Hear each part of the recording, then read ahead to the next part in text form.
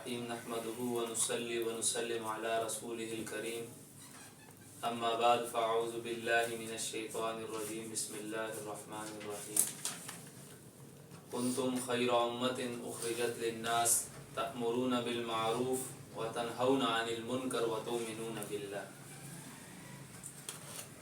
میرے محترم بھائیوں، دوستوں، عزیزوں، اللہ رب العزت کا کس قدر انعام ہے، احسان ہے کہ اللہ رب العزت نے اس گئے گزرے دور میں، اس فتنے کے دور میں ہمیں اپنی اور اپنے حبیب صلی اللہ علیہ وسلم کی کچھ بات کرنے کی توفیق عطا فرمائی۔ اس پر ہم شکر ادا کریں کم ہے، جتنا بھی شکر ادا کریں۔ تو اللہ تبارک و تعالی قرآن میں میرا اور آپ کا ذکر کر رہے ہیں، کنتم خیر امت اخرجت للناس، تم بہترین امت ہو۔ آج ہم نے اپنے بہترین ہونے کا، جس چیز سے اللہ تبارک و تعالی ہمیں بہترین بول رہے ہیں وہ تأمرون بالمعروف ہے اور وتنہون عن المنکر، اسے ہم نے چھوڑ دیا ہے۔ تب ہم بہترین امت میں آئیں گے جب ہم امر بالمعروف و نہی عن المنکر کریں گے۔ اگر ہم امر بالمعروف و نہی عن المنکر نہیں کر رہے تو ہم بہترین امت میں شمار نہیں ہو رہے۔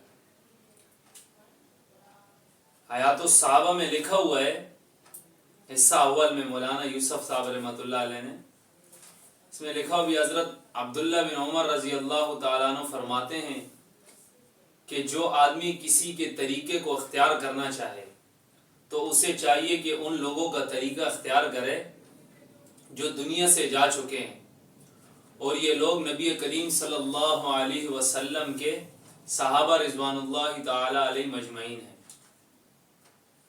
جو کہ اس امت میں سب سے بہترین اور سب سے زیادہ نیک دل، سب سے زیادہ گہرے علم والے اور سب سے کم تکلف برتنے والے تھے۔ یہ ایسے لوگ ہیں جن کو اللہ تعالیٰ نے اپنے نبی کریم صلی اللہ علیہ وسلم کی صحبت، اللہ کے نبی صلی اللہ علیہ وسلم کی صحبت کے لیے، اپنے دین کو دنیا میں پھیلانے کے لیے چن لیا۔ لہٰذا ان جیسے اخلاق اور ان جیسی زندگی گزارنے کے طریقے اپناؤ۔ رب کعبہ کی قسم، رب کعبۃ اللہ کی قسم، نبی کریم صلی اللہ علیہ وسلم کے صحابہ رضوان اللہ تعالی علیہ مجمعین ہدایت اور مستقیم پر تھے۔ یہ تمام صحابہ ہدایت مستقیم پر تھے۔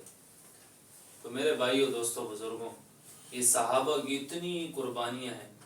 آج ہم نے صحابہ رضوان اللہ تعالی علیہ مجمعین کی وہ قربانیاں فرمایا کہ حضرت ابو بکر صدیق رضی اللہ تعالی عنہ کی کتنی قربانیاں، فرمایا اللہ کے نبی صلی اللہ علیہ وسلم نے فرمایا میں نے اپنے تمام صحابہ کا ان کا میں نے جو احسانات تھے ان پر میں نے سب کے احسانات اتار دیے، لیکن جو ابو بکر صدیق رضی اللہ تعالی عنہ کے مجھ پر اتنے احسانات ہیں، ان کا بدلہ اللہ تبارک و تعالی قیامت میں دیں گے۔ فرمایا کہ صحابہ کی زندگیاں ہمارے سامنے بہترین نمونہ ہے۔ کون ہے صحابہ؟ آج ہمیں صحابہ کا نہیں پتا۔ صحابہ کے بغیر دین ادھورا ہے۔ آج ہم گھر میں بیٹھے ہوئے ہیں، یہ کتابیں پڑھ رہے ہیں، قرآن پڑھ رہے ہیں، کلمہ پڑھ رہے ہیں، نماز پڑھ رہے ہیں، ہمیں ہر چیز ماں کے گود میں ملی ہے، لیکن جب اللہ کے نبی صلی اللہ علیہ وسلم، جب نبی علیہ السلام کو نبوت ملی، فرمایا ایسا جہالت کا زمانہ تھا، ایسا جہالت کا زمانہ تھا، زندہ بیٹیاں درغور کر دیتے تھے، ایک دوسرے کو چھوٹی چھوٹی بات پر قتل کر دیتے تھے، خاندان کے خاندان لڑتے تھے، لیکن اللہ کے نبی صلی اللہ علیہ وسلم نے اتنی مبارک عظیم محنت کی، فرمایا ایمان لانے سے پہلے جو لوگ ایک دوسرے کی جان لیتے تھے، ایمان لانے کے بعد ایک دوسرے پر جان دینے والے تھے، اور وہ کون تھے؟ وہ صحابہ رضوان اللہ تعالی اجمعین تھے۔ آج کا ہمارا پروگرام صرف صحابہ رضوان اللہ تعالی مجمعین کی ان قربانیوں کو سامنے رکھنا ہے کہ انہوں نے اتنی قربانیاں دی، آج ان کی اتنی قربانیوں کے باوجود انہوں نے ہم تک اتنا دین پہنچایا، ان کی خون کی ندیوں میں بہتا ہوا یہ دین ہمارے پاس آیا۔ آج ہم نے اس دین کا جو ہے نا کتنا اپنے اندر اس دین کے جو ہے نا کتنے احکامات کو محفوظ کیا ہوا ہے۔ آج ہم اپنے گریبان میں تو جان کے آج ہمیں نظر نہیں آ رہا، ہماری نمازیں جا رہی ہیں تو جا رہی ہیں، جھوٹ بول رہے ہیں تو بول رہے ہیں، زنا کر رہے ہیں تو کر رہے ہیں۔ فرمایا حضرت ابو بکر صدیق رضی اللہ تعالیٰ عنہ سب سے پہلے ایمان لانے والے صحابی، حضرت عمر رضی اللہ تعالیٰ عنہ کو اللہ کے نبی نے مانگا یا اللہ مجھے عمر دے دے، فرمایا حضرت عمر رضی اللہ تعالیٰ عنہ کی بڑی قربانی ہے، فرمایا کفار شیطان حضرت عمر رضی اللہ تعالیٰ عنہ کے نام سے بھاگتا ہے۔ بڑے بڑے صحابہ ہیں، بڑے بڑے صحابہ ہیں، کیسے کیسے فضائل اعمال میں لکھے ہوئے ہیں، حیات الصحابہ میں لکھا ہوا ہے، فضائل صدقات میں، یہ تمام صحابہ کی جو ہے نا زندگیاں لکھی ہوئی کہ صحابہ نے اس دین کے خاطر کتنی قربانیاں دی۔ حضرت عمر رضی اللہ تعالیٰ عنہ وصال کے وقت کیا کہہ رہے ہیں؟ اگر مجھے حضرت علی رضی اللہ تعالیٰ عنہ پاس کھڑے ہیں، فرمایا عمر موت سے ڈر گئے ہو؟ حضرت عمر رضی اللہ تعالیٰ عنہ نے فرمایا موت سے نہیں ڈرا ہوں، موت کے بعد کیا ہوگا اس سے ڈر گیا۔ کون کہہ رہا ہے؟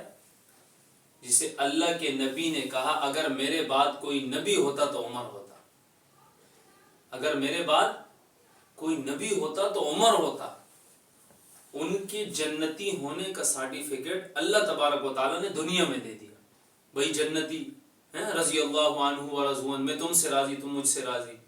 لیکن پھر بھی سب کچھ ہونے کے باوجود انہیں اپنے جو ہے نا اپنے اوپر بھروسہ نہیں کہ بھائی اللہ کا خوف ہے، جنت اور جہنم ان کے سامنے، ایسا ایمان انہوں نے بنایا، ایسا ایمان بنایا۔ فرمایا ایسا ایمان بناؤ جیسا تم سے پہلے لوگوں نے بنایا، اور ہم سے پہلے لوگ کون تھے؟ صحابہ رضوان اللہ تعالی اجمعین۔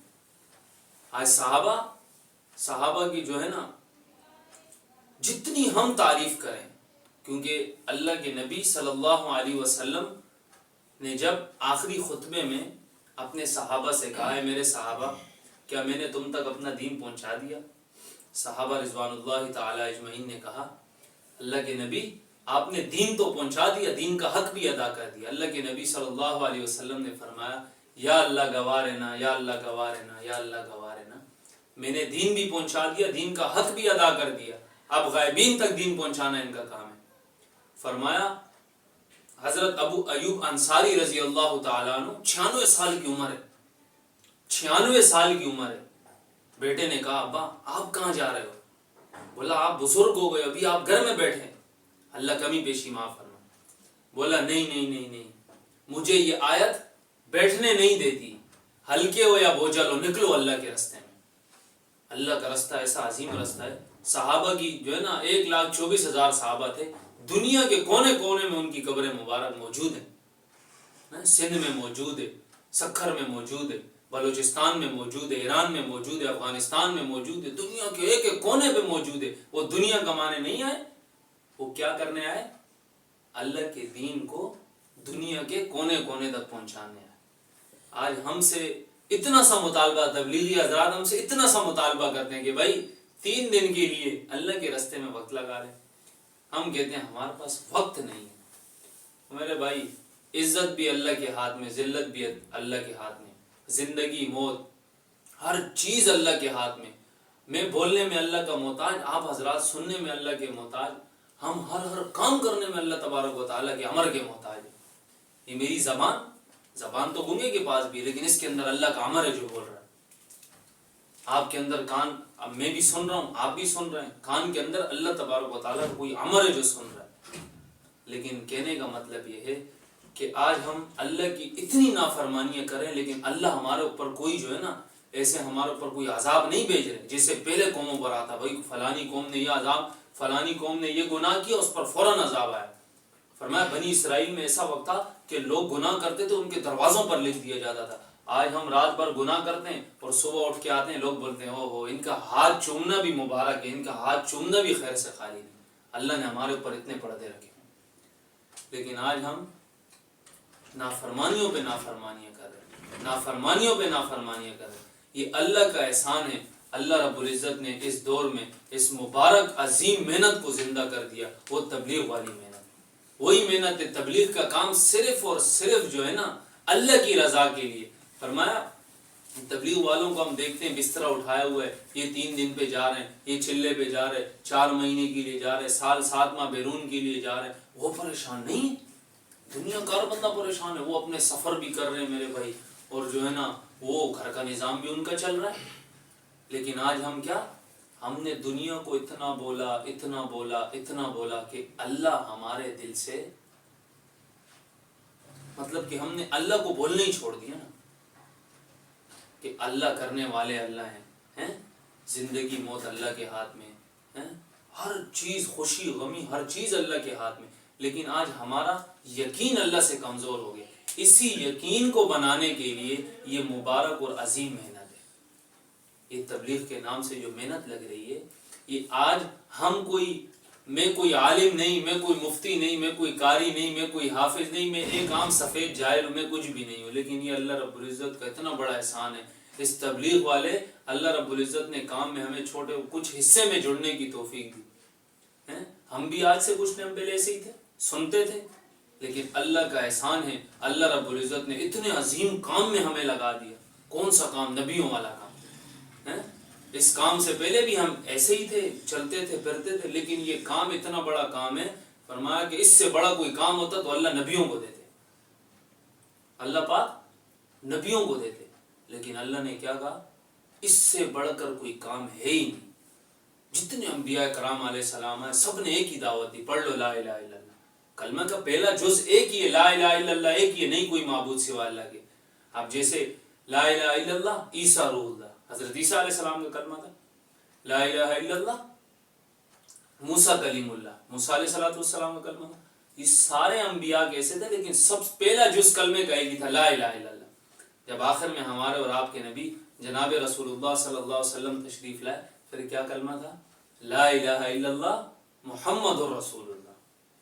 فرمایا کہ بھائی ہمارے نبی نے اس دین کی خاطر جتنی قربانیاں دی ہیں، کتنے واقعات ہیں اللہ کے نبی صلی اللہ علیہ وسلم کی، ہم سیرت کو پڑھیں تو صحیح کہ کتنی انہوں نے مشقتیں اس دین کی خاطر اٹھائی۔ آج ہمیں اس دین کی قدر نہیں ہے۔ آج ہمارا سوٹ نیا استری کرتے ہوئے جل جائے ہمیں تکلیف ہوگی، کیوں 2500 3000 کا میں نے سوٹ لیا اور میں نے 1500 2000 سلائی بھری، اور اس کے بعد جو ہے نا میں نے پہنا بھی نہیں، وہ جل گیا۔ اس پر ہمارا کیا لگا؟ مال لگا، جان لگی، وقت لگا، اس کی ہمارے دل میں قدر ہے نا۔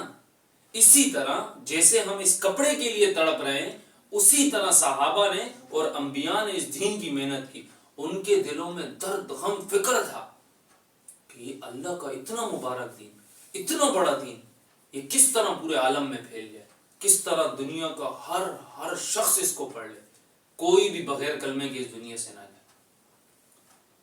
تو ہمارا یہ ویڈیو ریکارڈ کرنا، یہ بولنا، یہ ساری چیزیں کوئی اپنے کو بڑا شو کرنا نہیں ہے، اپنے آپ کو کوئی حاجی صوفی کہنا نہیں ہے، یہ صرف اللہ کی رضا ہے۔ جو اللہ نے ہمیں سمجھا دیا، جو ہماری آنکھوں سے پردے کھول دیے، ہم یہ چاہتے ہیں کہ ہمارے اور دوست احباب جتنے ہمارے دوست ہیں، ہم ان تک محنت کریں۔ ہم ان تک ایسے نہیں جا سکتے ویڈیو کے ذریعے جائیں، ہم دنیا کے کونے کونے تک خالصتاً اللہ کی رضا کے لیے اس کام کو کریں۔ انشاءاللہ آخری سانس تک اللہ سے مانگیں گے، یا اللہ ایمان پر زندگی دے اور ایمان پر موت دے۔ سارے ساتھی آج سے نیت کریں کہ انشاءاللہ جتنا وقت ہمیں ہو سکے گا ہم مسجد کو لیں گے۔ مسجد بننے کی جگہ ہے، بگڑنے کی جگہ نہیں ہے۔ آخری بات کر کے بات ختم کریں گے۔ فرمایا کہ 4 چیزیں علماء سے سنتے ہیں، 4 مسجد میں آنکھ کا دیکھنا سے، کان کا سننا سے، دماغ کا سوچنا سے، زبان کا بولنا سے۔